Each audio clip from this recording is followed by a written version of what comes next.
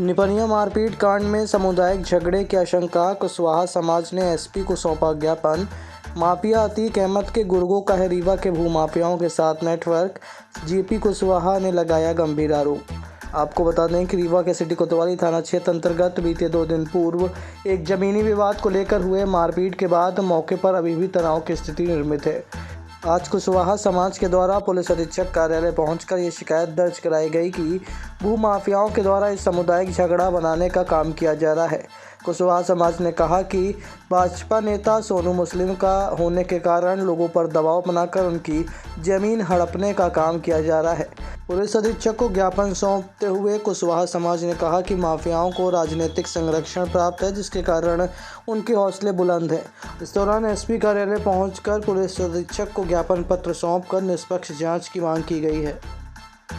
20 तारीख को निपनिया में जो मारपीट की गई सोनू मुस्लिम द्वारा, जो तथाकथित हुई है, कहा जाता है कि वो ज़मीन का काम करता है भूमाफिया, और ये कुशवाहा परिवार के ऊपर हमला किया।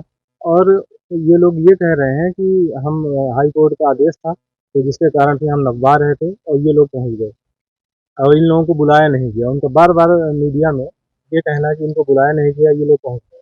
तो क्या अगर किसी की ज़मीन बगल में है और कोई अगर ज़मीन नप रही है, वो पहुंच गया, तो उनके साथ क्या मारपीट करेंगे? और मारपीट क्या, इस तरह के सैकड़ों लोगों को बुलाते और योजनाबद्ध तरीके से मारपीट करना, दहशत का माहौल बनाया इन लोगों ने। और निपनिया मोहल्ले में सिर्फ ये सोनू मुस्लिम ही नहीं है, 1-2 लोग और भी हैं जो इस तरह का दहशत का माहौल बनाए हुए हैं। यहाँ तक कि आप लोगों ने जो निपनिया में दारू की दुकान खोली हुई है, डॉक्टर अनीस सिद्दीकी, उनका लड़का है बबलू सिद्दीकी। उन्होंने क्या किया है कि वो एक कुशवाहा जी की ज़मीन को हड़प कर रखा हुआ है कई वर्षों से। लेकिन उनकी इतनी हिम्मत नहीं हो रही है कि आवेदन दे सकें और उनमें दस्तखत करके हम ये यहाँ पे उनके खिलाफ कार्रवाई करा सकें। तो ये जो दहशत का माहौल है, ये कैसे निर्मित है? ये कुछ कुछ लोगों द्वारा निर्मित किया हुआ माहौल है। और जानकारी मिल रही है इस लड़ाई के बाद कि हिंदू मुस्लिम वाला माहौल बनाया जाए। तो हम लोग इसके बिल्कुल हिंदू मुस्लिम माहौल बनाने के खिलाफ में है कि लड़ाई वाला गंदा वातावरण न बने। और मैं समाज को मैसेज देना चाहता हूँ कि ये सिर्फ कुछ भू माफियाओं का मामला है। और इसके साथ साथ वो जो सोनू मुस्लिम है, वो बीजेपी के नेता हैं। तो कहीं ना कहीं ये लोग बीजेपी के द्वारा समर्थित व्यक्ति हैं, इसलिए इनके पास इतनी दबंगई है। किस जमीन का झगड़ा है? जमीन वास्तव में है क्या?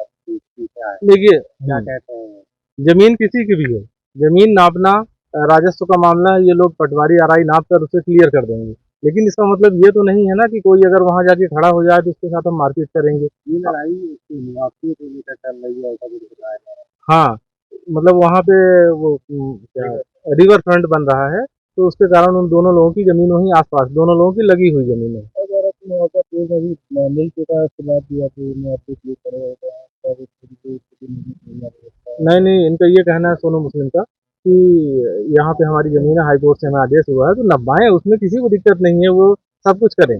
लेकिन अगर ये लोग अनावश्यक अगर पहुँच गए, तो वहाँ पुलिस थे, पटवारी थे, आरआई थे, टीआई थे, वो लोग हटाएँगे कि ये अपनी सैकड़ों की संख्या लेके ये लोग हटाने का काम करेंगे। इतनी बड़ी तादाद में लोग कैसे पहले से करते थे? क्या दोनों लोग मतलब मारपीट से खुद ही नहीं तैयार थे पहले?